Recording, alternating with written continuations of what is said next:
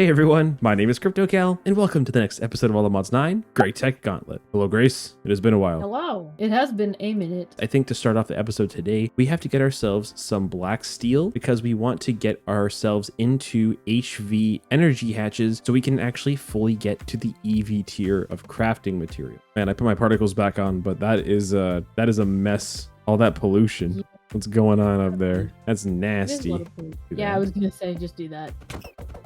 You get your backpack out? You can smack me with that thing? Uh-oh. This is toxic. He likes you so much.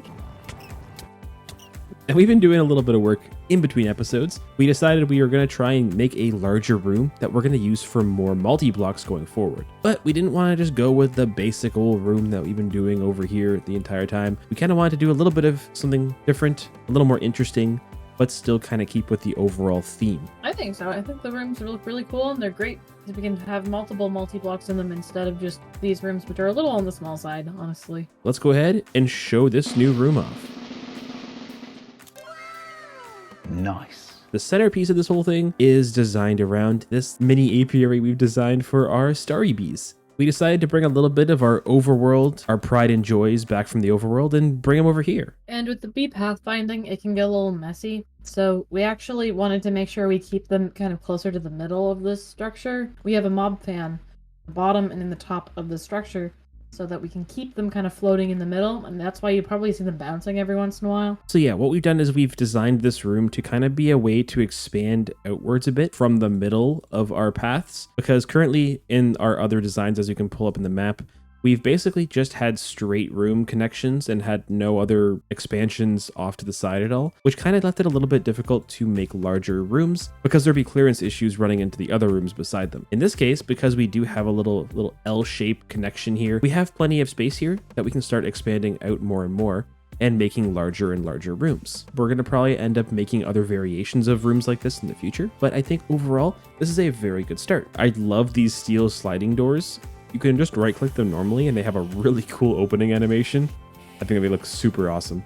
But you can also just give a redstone signal to them and open them that way. I figured that these side rooms here that these steel doors would be leading into can just be for other smaller builds, or, you know, whether that be a clean room or another set of machines, or all sorts of stuff can go into those side rooms. But we're going to keep the rooms or the doorways connecting on each side of here open in case we do want to further expand outwards. I don't remember if we showed this stuff on camera. We have the stable titanium machine casing, which will be used for the EV machine hulls, which is necessary. We have those being made. We have a bunch of the titanium frames and rods and stuff like that being made down here, which is stuff we'll also be needing. Up here is the clean stainless steel casing, which is what we need for the distillation towers. So we should probably set up an EBF to make the black steel. Why don't we put the EBF in the corner here, because it's a little space. And then the rest of the room we can use for other stuff if we need. That's fine. We can set up an EBF here. I mean, we can also set up that. We have a little bit more space back in this room to set up a couple more EBFs if we want. We could also, oh, hear me out. We also could stack another freezer on top of this guy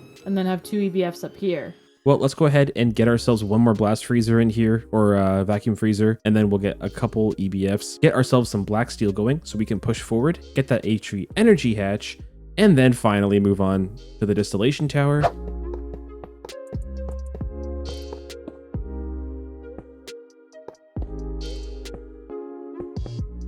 All right, so we have our hot black steel ingots being made in this EBF right here. And I've added a second vacuum freezer, which is going to be taking care of our black steel. So I have this one with a storage bus. All of the black steel is coming into this input bus up here, and then everything else is going into the bottom one currently. So hopefully that'll be okay with the speed. Oh yeah, this is actually what I'm looking for. This is from the extended AE mod, which I think was just added into the pack recently. Press F3 and H, that should show us our tags.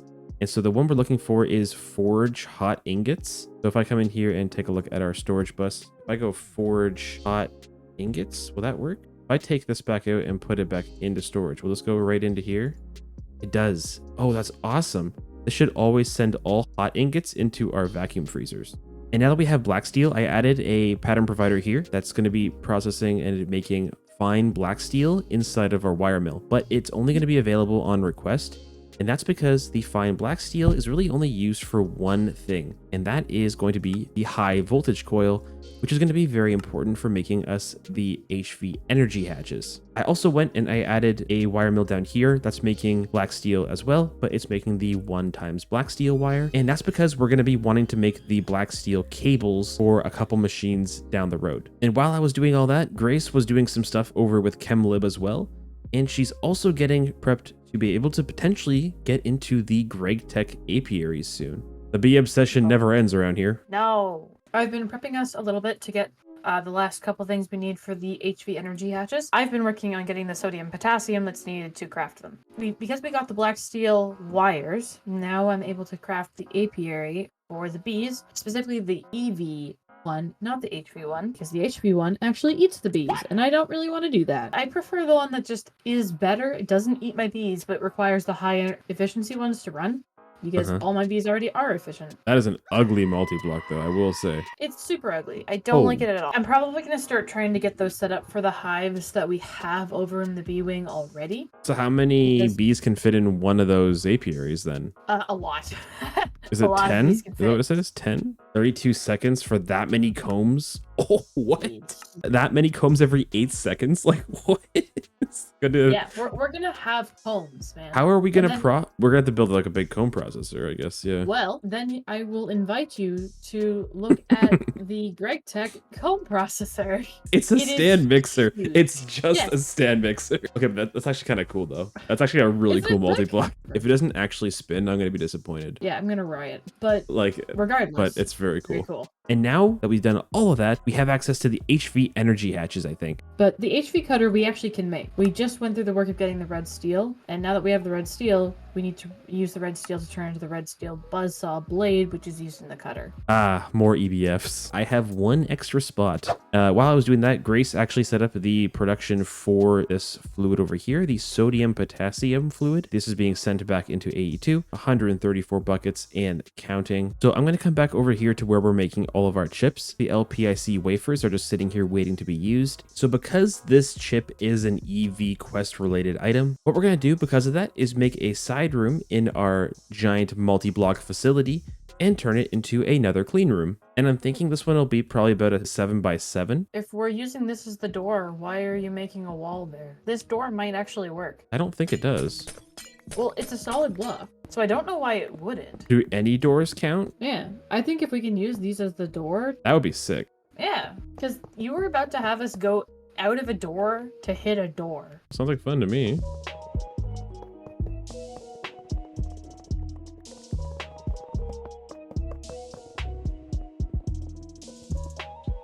Invalid structure. They have to be iron. They cannot be any other door.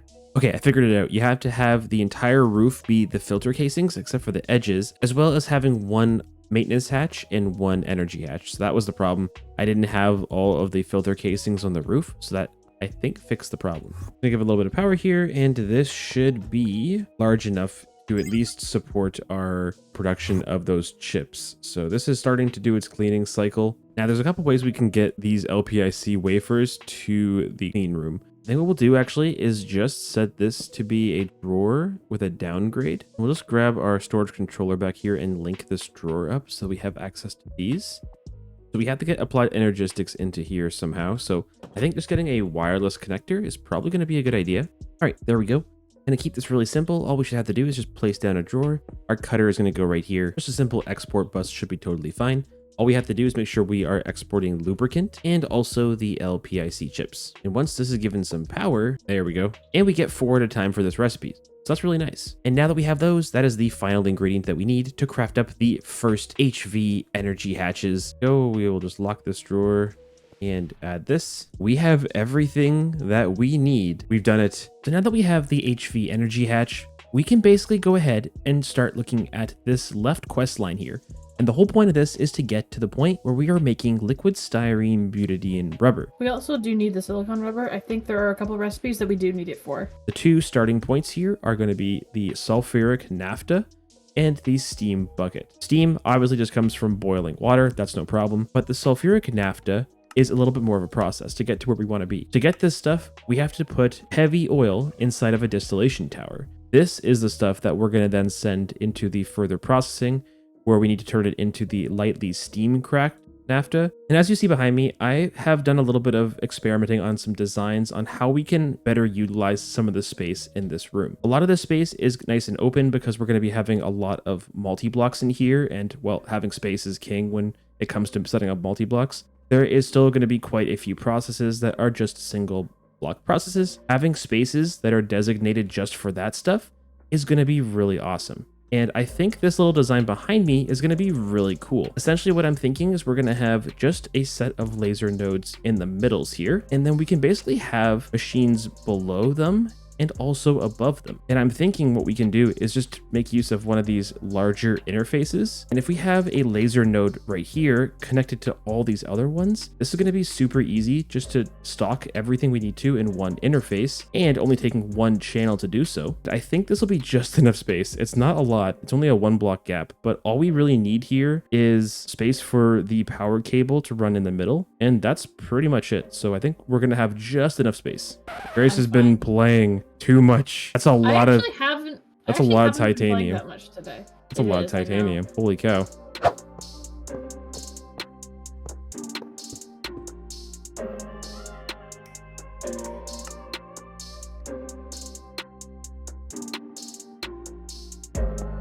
And this recipe here has 4 outputs that we're going to be storing inside of our AE2. So I went ahead and made 4 1K discs here that have all 4 of the outputs that we're going to have. 3 of them have overflow cards because we're happy to keep the extra byproducts, but the main thing we're after is going to be the sulfuric naphtha. So we should be all ready now to set up our very first distillation tower. You have some of the parts made up for that already, right? Yeah. So where are we going to set this thing up? I think over here. We'll just do an HV energy hatch, I guess. All right, input hatch down at the bottom, which is where we're going to be feeding in the oil. What if I do this?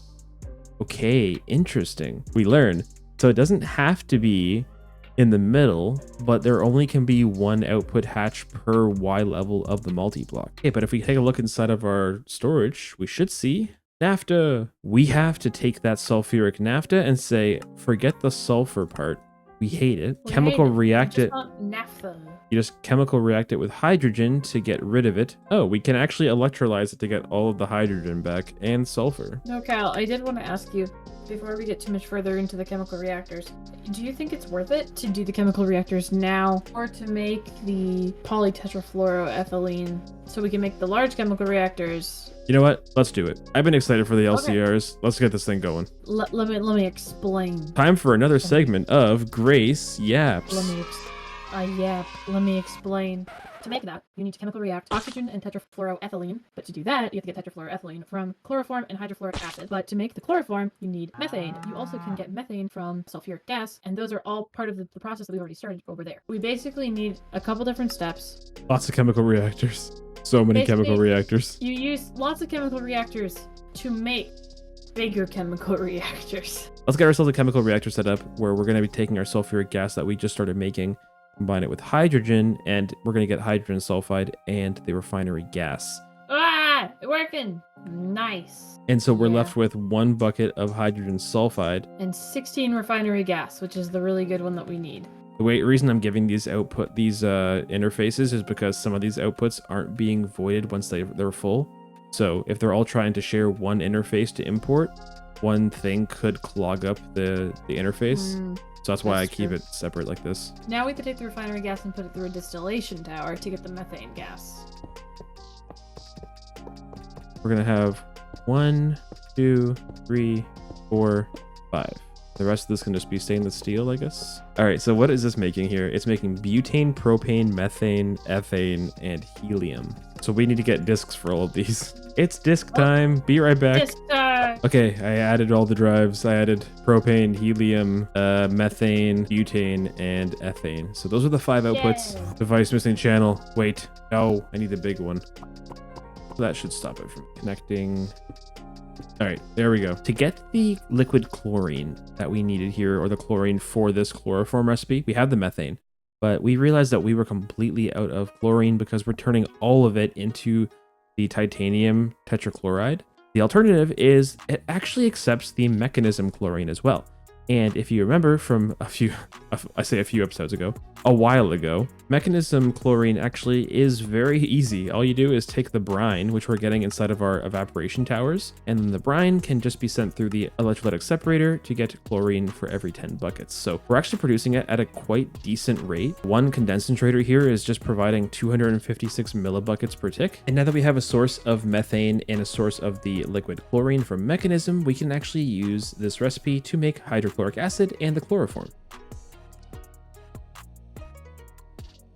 Chloroform and hydrochloric acid. So to separate out what's going to be an input and output, what we're going to do is just change the channel here to be channel 1. So channel 1 will be the output from the machines and inputting back into storage. So all we have to do with that then is place that on here, and that should by default just start to work once we have the input on this side set. Might need to speed it up a little bit. There we go, that's keeping up. So that is dumping a ton of hydrochloric acid and chloroform into our storage. So the hydrofluoric acid is the thing that we are missing still. Hydrofluoric acid is made by sulfuric acid and chlorite. Oh, that's really cheap. Yeah, we should definitely do that then. Yeah, sulfuric acid from Mechanism is basically free. Yeah, so liquid sulfuric acid's coming in right here. I'm back at the castle now. Maybe we can set up the hydrofluoric back here somewhere. This is where we're making sulfuric. Can I snatch this? I made liquid hydrofluoric acid. And we're just going to set up a new channel here called HF acid. And we're going to then just set the input to be the bottom and import this into our storage. I guess I'll probably put it into another disk as well. So yeah, now we combine that with the chloroform we just made to get just hydrochloric acid and 1 bucket of tetrafluoroethylene. We're going to get a 1K out for tetrafluoro, and then we're also going to get a 1K out for polytetrafluoro. Cool. So tetrafluoroethylene is in our storage. The last step is going to be to combine this with some oxygen to get polytetrafluoroethylene. That means we have the material to make the system. From here, we have to make sure that it's getting solidified into an ingot. You extrude them into the large polytetrafluoroethylene fluid pipes. But I think that's what we're going to call it for this episode. Thank you very much for watching, everybody. I really hope you did enjoy. If you did enjoy, feel free to leave a like, comment, and subscribe to the channel. Also, if you haven't already, be sure to join the Discord. The link is in the description down below. But that's it from me, everybody. I hope you all have a good one, and we'll catch you in the next episode. Bye! Bye!